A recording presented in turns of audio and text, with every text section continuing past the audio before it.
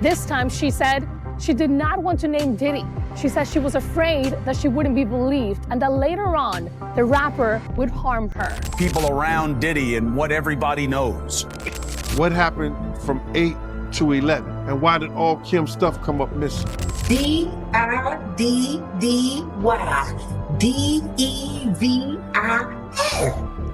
It's seemingly confirmed that Diddy may have attempted to put a hit on Gene Deal and Jaguar Wright for exposing his alleged crimes.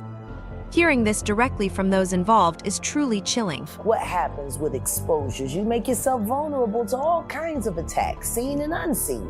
What happened to my friend? When he passed away, there was $250,000 on my head and $150,000 on his. But what if I had decided to go back with my head held low and said, Sean, I'm willing to play the game, and then found a way to get inside of him and move him around? Cam, let me tell you something, man. If I worried about what somebody would do for me, I wouldn't be the man that I am. I keep my head on the swivel. I do what I have to do to protect myself and my family. All I know is that I know one thing for certain, two things for sure. I got people out here that love me. You understand? And if something happened to me, I know people's gonna make sure you meet me wherever we gotta go after this life. This comes right after Gene Deal previously revealed that Diddy had tried to reach out and silence him before. He don't usually be coming back to New York. And somebody was telling me that, yo, listen here, yo, he trying to get witnesses. Remember when they released that first thing of Cassie, and I said that Diddy was trying to contact people for character witnesses, people for who he had problems with before, whatever like that, and trying to talk to them in the whole 9 yards. That's when they dropped that thing with Cassie. The Homeland Security had some agency or whatever like that that deals with that, dropped that thing on Cassie to show everybody, oh, y'all want to help him? Y'all, this is what y'all want to help? This is who y'all want to, you know, say that he ain't never did nothing. This is what you want to put your brand on? And everybody started backing up from it. Everybody was talking about, yo, man, Cassie was a gold digger, Cassie was this, that, and the third. She loved it in the whole 9 yards. And then when they seen that, all his friends just, or so-called friends, went away. So him not having a bond is not surprising. And he offered him $50 million, and they still did not respond. He should have waited to see what they was gonna offer. Because if he got $50 million to get him and offer that, then they think like, yo, that's too little of a money. And you right about Diddy phone being tough, because news came out that his former bandmate from Dirty Money, she called the other group member Gunn 58 times trying to get her to stop the lawsuit against Diddy. She ain't the only one he was trying to get in contact with.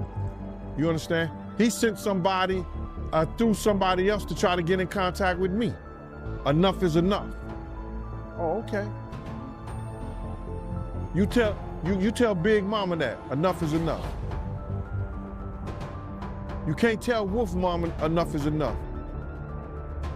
You tell D. Ferg Mama enough is enough. You understand?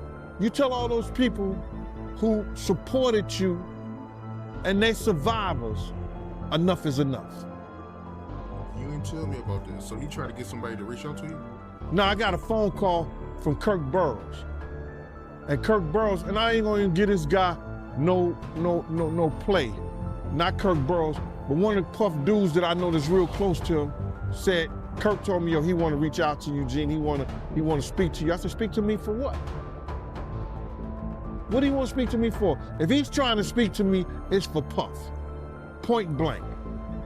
I know the dude. I know how close he is to Puff. He's been with Puff from day one. So he ain't got nothing to say to me, bro. But Kirk Burroughs did say to me that the dude said enough is enough. When do it becomes enough? Yo, because, bro, listen, I didn't ask to be put in this situation. You understand? And a lot of people ain't gonna understand this. Because a lot of people wouldn't give up what I've given up to be in this situation. You understand? My whole thing about it is, when you lean on right, you ain't gonna never turn to wrong. The scariest part is that putting out hits on people seems to be just the beginning of Diddy's alleged wrongdoings. Both Gene Deal and Jaguar Wright have real reasons to be concerned, as Diddy has a troubling history tied to the violent outcomes of those around him. A recent Rolling Stone expose reveals that Notorious B.I.G. or Biggie Smalls was allegedly planning to leave Bad Boy Records shortly before his tragic death. According to sources interviewed, Biggie was also in a legal battle to regain his publishing rights.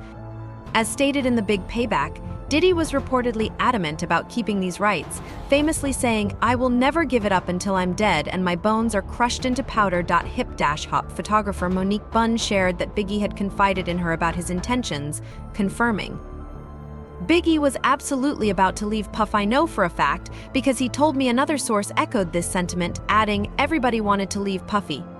Everybody leaves him."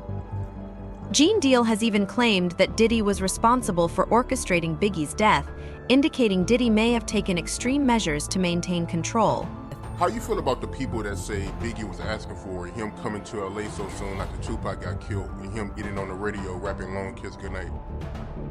Man, you get 100 people in the room, and out of the 100 people, probably 3 would say it was all right for Big to be in LA. 97% of those people would say he had no business in LA at that time. We all knew that. Why would Puff rent studio time? Come on, man, look. You gotta look at what people do, man. You know Pac just got killed. It ain't no kind of business Big was doing. Big couldn't even walk, he couldn't run. They was pushing him around in a wheelchair, brother. Why the hell would you rent studio time at LA for him to finish your album when in fact you got your own studio, Daddy's house? Let's keep it a buck. Let's stop this bullshit, man. Let's stop doing these interviews, man, about this, because people ain't getting it. He did not want the beef with the Crips.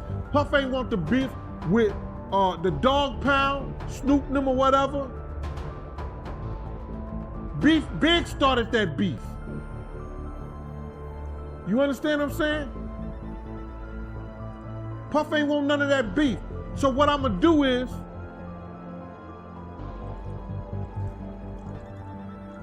y'all want the shit? I'm gonna put him out the pasture.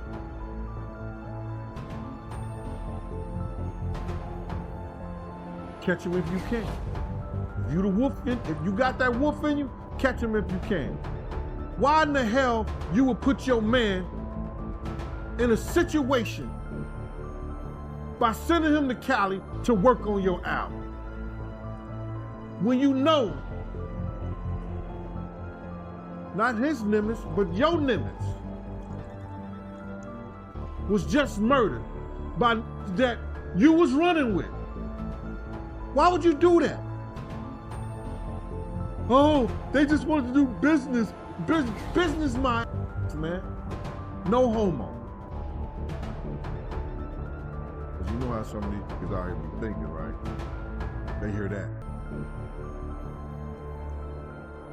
Keep it real, man. Why is he out there working on Puff album when you got the Hit Factory? You got Daddy's house. You got the place where Tupac was shot at, Quad Studio. There's plenty of places Big could have been. Why the West Coast? Come on, man. And then you got a half retarded act, like you'll see, Big love Cali. Big wanted his publishing. Big wanted his marketing.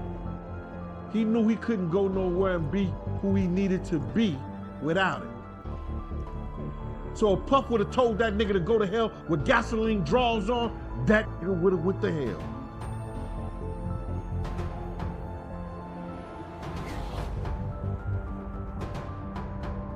All money ain't good money, brother. Biggie was tragically shot and killed in March 1997. So, all you guys go to the vibe party. It was 23 of us. 23 people go to the vibe party. And then at one point, the fire department starts to shut it down. Now it's only 12 of us. Because them motherfuckers that left, they must have felt something. You know, what's his name? Chuck Bone, that was Puff's friend. Yeah, he that was with us, Chuck Bone. They must have felt something and they left and went to Steve Stout's house in the hills. Because Steve Stout was giving a party that day too. Okay, so half the entourage leaves. Half is still there. You go and grab all the SUVs and have them pull out in front, so when Big and Puff and all them come out, they can just jump in their cars. And we can leave. Okay. So tell me about the scene outside as you're waiting for everyone to get in their cars and start to take off. So first we lined up parallel to the door in which they have to come out, right? You follow me? Yep. All right, we lined up parallel to where the doors they have to come out. So if they come out right here, the car's right there. They're right there. So then Big is taking his time because you know his fibula bones and his thighs are broken or whatever like that. You know, they fractured or whatever. So it's taking them a long time to come out. So they get out, Big gets in the car, everybody get loaded up. I said, come on, let's go. We ready to go. Puff is running back and forth like, yo, he'll see a girl, he'll go grab a girl. He said, yo, Gene, remember her, she coming to the party tomorrow.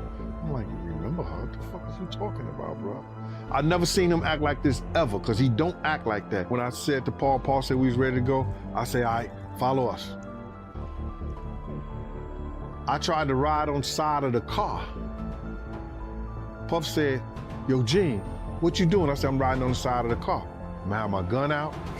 I'm on the side of the car. At the time, I'm 265, you know what I'm saying? I'm not this 330, you know what I mean? So I was a little slimmer back then. So he says to me, Gene, if you don't get in this car, you ain't gonna never work for Bad Boy ever again. I said, man, how the fuck you gonna try to tell me how to do my job? He said, Gene, we don't need that look. We don't need that look. Get in the car. As I go to get in the car, this motherfucker reached down and let his seat all the way back. So now I gotta put my legs sideways. I'm like, yo, what the fuck is you doing?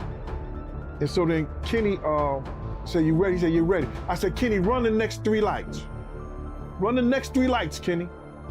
Kenny said, for what? I said, motherfucker, run the next 3 lights, Kenny, or I'm gonna drive. Run the next 3 lights. Kenny just took off. When he took off, we got past the light, because it was a flashing red light.